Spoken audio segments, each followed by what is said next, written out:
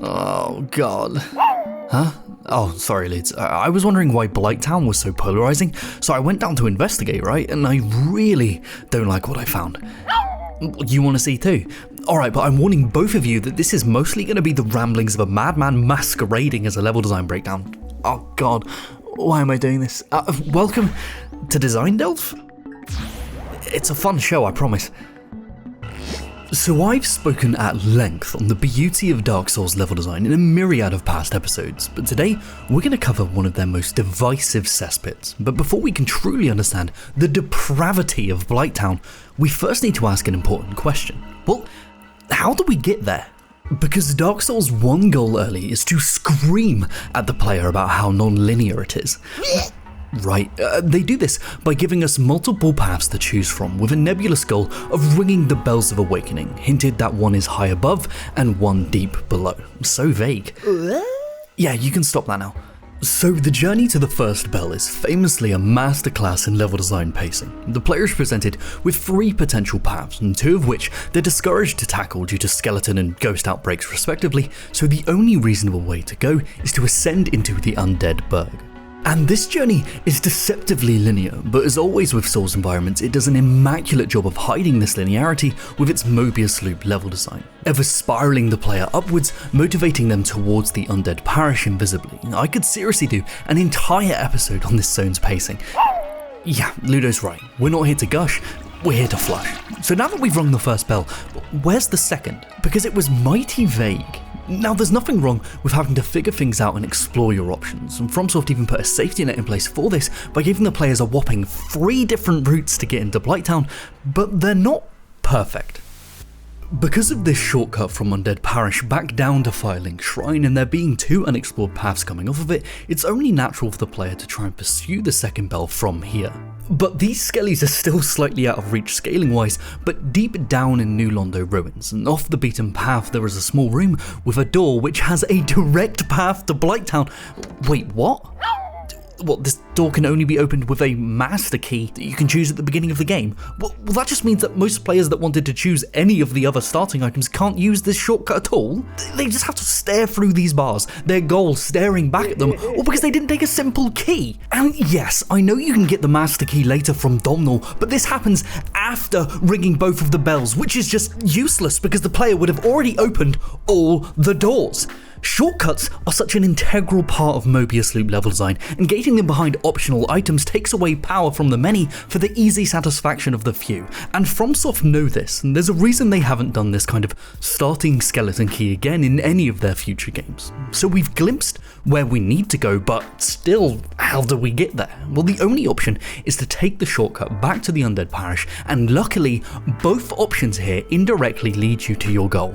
One path requires the player to go through the depths, which has its own items, bosses and lore, which is fantastic, but a design gripe I have here is again related to keys. Yeah, you're right, I might be keyphobic. For example, to begin your journey into the depths, it requires 2 simple keys. You can pick one up off of a corpse and then need to backtrack to the Dragon Bridge to unlock the door into Lower Undead Burg, and then need to find another key to get into the depths. Now the problem here is that all progression up until this point has been linear. Opening shortcuts has been directly connected to convenience rather than progression, and this is the first instance that the game wants you to backtrack into an already explored area in search of progression. And there is a stark difference between tentatively exploring a new area, Estus dwindling, and just running past all of the enemies frustrated about where to go. It completely kills any built-up mechanical fear, and this is something that FromSoft clearly realised themselves. In all future games, keys are used for additional content, not progression, to discourage aimless backtracking and simply use them as a reward, leading them to be utilised way less. Dark Souls 3 has only 9 keys overall, whereas Dark Souls has, how many Ludes? 24, Jesus. FromSoft experiments with a lot of new ideas in the first half of this game, which is super admirable, but they then pivot away from them and never do them again in future titles. And we'll see that a lot more later on, and I find it utterly fascinating to see it play out in real time. But let's just say for example's sake that you didn't find this key or assumed you didn't need to backtrack, which is reasonable. Well, thankfully, there is a third path to our diabolical destination. down past Andre, deep down in Darkroot Gardens and through the Valley of the Drakes, brings us to the back entrance of Blighttown. It ironically takes about the current length of this video to trek down here, but we've finally made it. I'm starting to regret this, Ludo.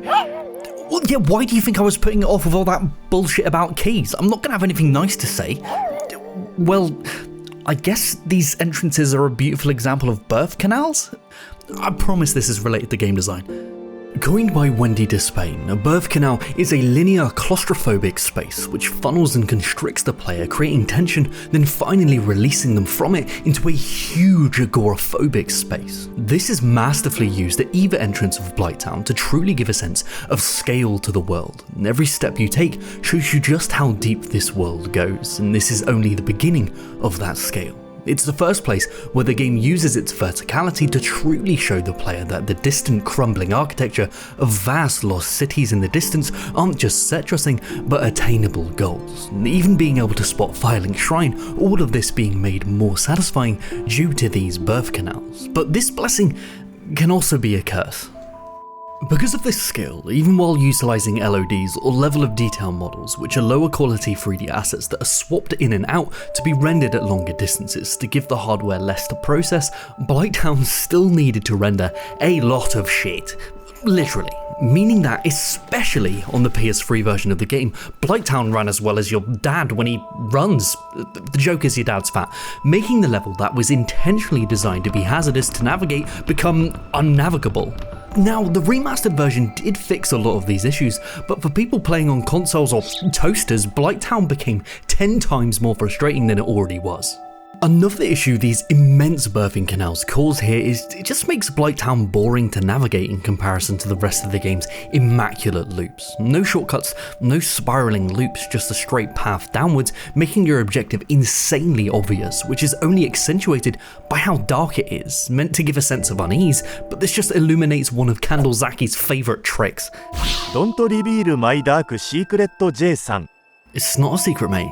If you didn't already know, it's a commonly used level designer trick to use diegetic lighting to subtly guide the player in certain directions. It's incredibly effective, but Miyazaki is obsessed with candles. If you're ever struggling on where to go in any FromSoft game, I promise you, just follow the candles and you'll find your way. This is usually incredibly subtle, but it is especially egregious in Blighttown. Because the only way is to go down, and each and every single ladder is signified with multiple torches, the navigation question is already answered for you, completely eliminating what I think is the most interesting part of the entire series. So because they've eliminated the navigation question, looping shortcuts and false failure in service of spectacle, they need to replace them with something.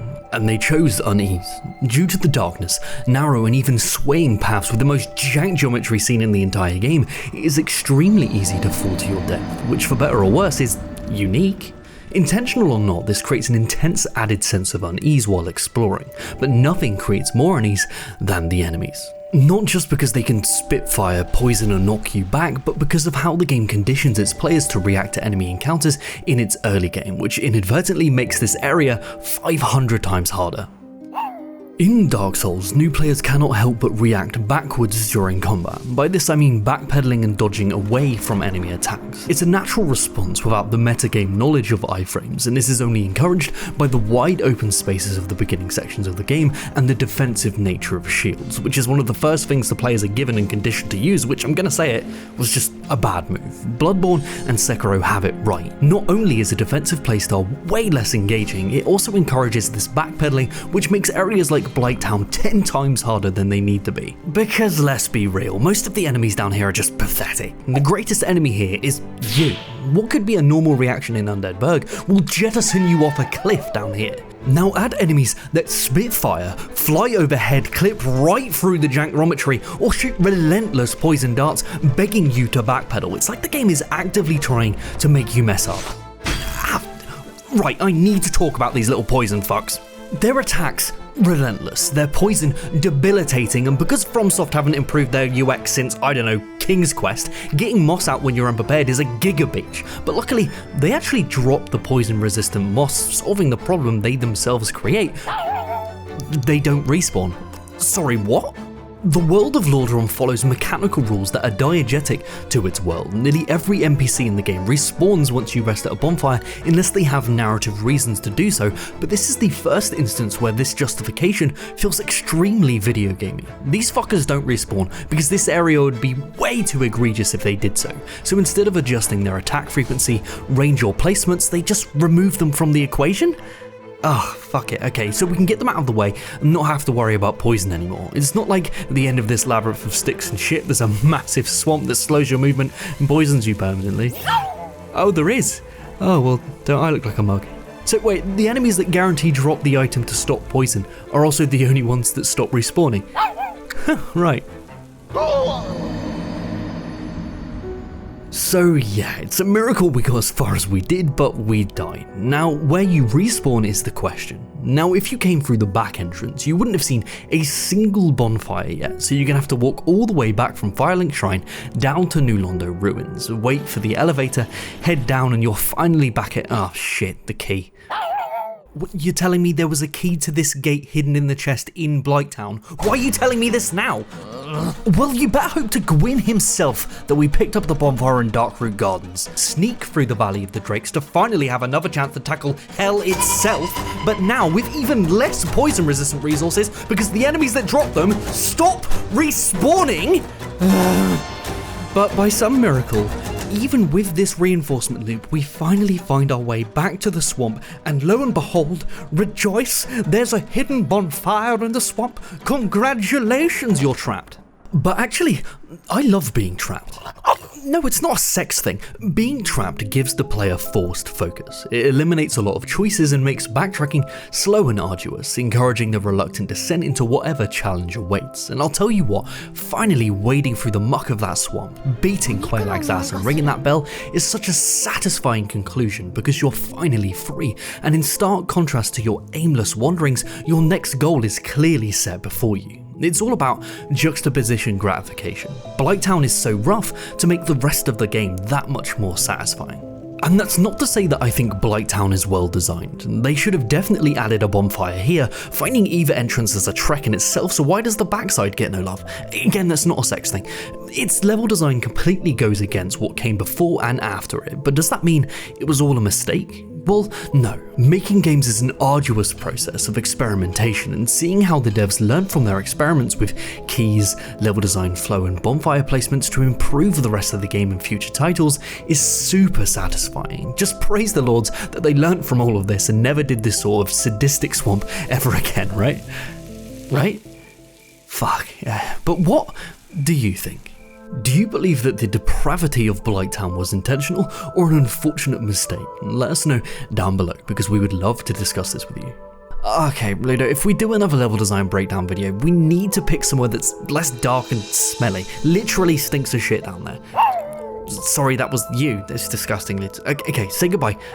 Okay, bye guys.